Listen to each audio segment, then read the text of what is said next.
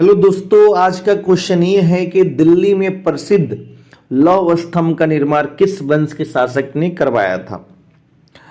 Iron pillar का निर्माण किस वंश के शासक ने करवाया था? तो इसका राइट आंसर होगा गुप्त वंश। गुप्त वंश के शासक थे चंद्रगुप्त सेकंड, जिसे चंद्रगुप्त विक्रमादित्य भी कहा जाता है। इन्होंने जो है कि आयरन पिलर का निर्माण करवाया था।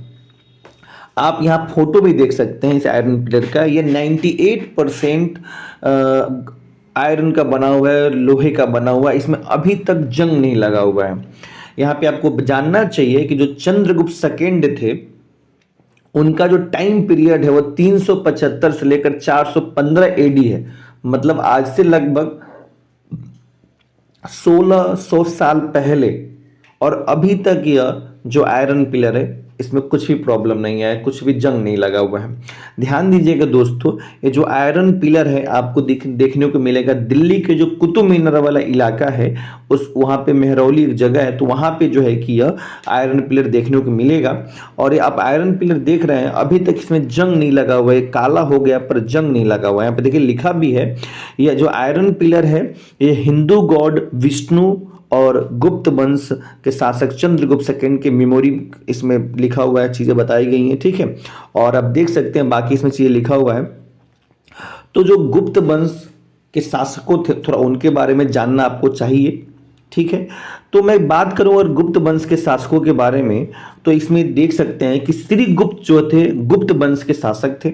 उसके बाद से घटोत्कच उनके लड़के, उसके बाद से चंद्रगुप्त प्रथम, ठीक है, जिन्होंने महाराजाधिराज की उपाधि धारण की। इसके बाद से समुद्रगुप्त आए, जिसे भारत का नेपोलियन भी कहा जाता है, ठीक है। इन्हें कवि भी बोला जाता है। इन्होंने अपने सिक्कों पर वीणा बजाते हुए दिखाया गया। इनको जो है कि इनके सिक्कों पे वीणा बजाते हुए दिखाया गया है।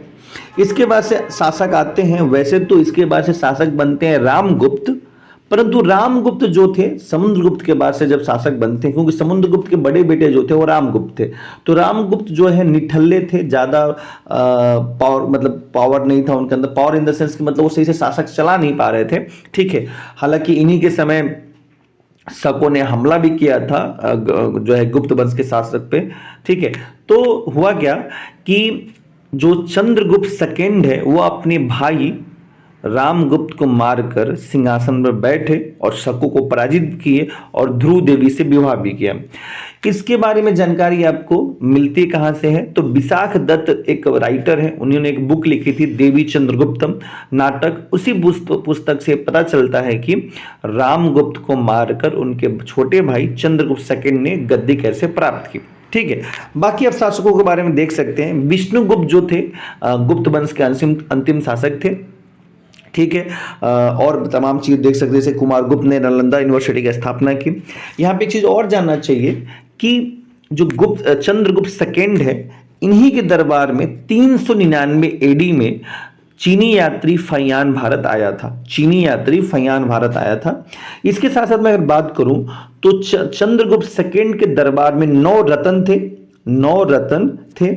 9 रत्न जैसा कि आप नाम देख सकते हैं, धनवंतरी, कालिदास, अमर सिंह, वरामिहिर, वरुचि, शंकु, बेताल भट्ट, हरिसेन, छप्पंका, ठीक है। ये किसके क्षेत्र से जुड़े हुए थे आप यहाँ भी देख सकते हैं। भारत के शेक्सपियर जो है कि कालिदास को कहा जाता है। और धनवंतरी बहुत ही फेमस चिकित्सक थे, ठीक है। आयुर्वेद, उन्होंने चिकित्सा की पुस्तक भी लिखी थी। इसके साथ साथ अगर मैं बात करूँ, यहाँ पे भी देख सकते हैं, इंग्लिश में भी लिखा हुआ है, ठीक है।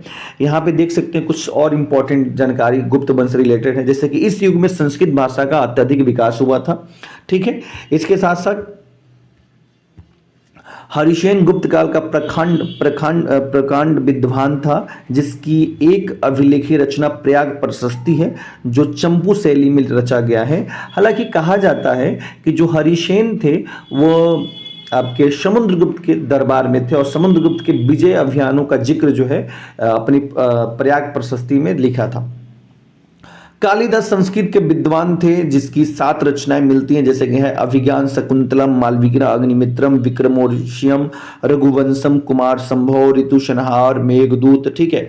विशाख दत्त कृति मुद्राक्षस एवं देवी चंद्रगुप्त इस युग के विशिष्ट रूप से राजनीतिक नाटक है। तो मैंने अभी बात कही भी थी कि विशाख दत्त एक बहुत ही फेमस बुक राइटर है। इसके बाद देखेंगे अगर तो इस समय के प्रसिद्ध वैज्ञानिक आर्यभट्ट थे। इन्होंने अपनी पुस्तक आर्यभट्टियम में वृत्त, त्रिभुज आदि के सिद्धांतों, दशमलव प्रणाली, बीजगणित तथा त्रिकोणमिति का विवेचना किया। आर्यभट्ट ने पाई का मान 3.1416 बताया, जो आधुनिक सिद्धांत का सर्वनिकट है। इन्होंने सौर वर्ष की लंबाई, इसके साथ इन्होंने चंद्र ग्रह, सूर्य ग्रह वैज्ञानिक व्याख्या की। साथ ही पृथ्वी के बताया कि पृथ्वी गोल है। वराहमिहिर ने पंचरस सिद्धांतिका में ज्योतिष के 5 सिद्धांतों का उल्लेख किया था। एक्चुअली वराहमिहिर जो है इस वंश के मतलब इस समय के खगोल शासकों में, खगोल जानकारों में से जाने जाते हैं। ठीक है। तो ये सब देख सकते हैं आप लोग। गुप्त वंश के बारे में मैंने आप लोग को टोटल बता दिया एक क्वेश्चन के माध्यम से।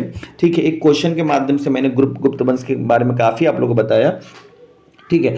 तो काफी आप लोग को जानकारी मिल गई होगी। इस क्वेश्चन भी आपने पढ़ लिया, इसके साथ आपका इसका पूरी जानकारी भी इसकी मिल गई। ठीक है। मिलते हैं दोस्तों नेक्स्ट वीडियो में, तब तक अपना ख्याल रखें और चैनल को सब्सक्राइब करें, वीडियो लाइक शेयर जरूर करें। जय हिंद।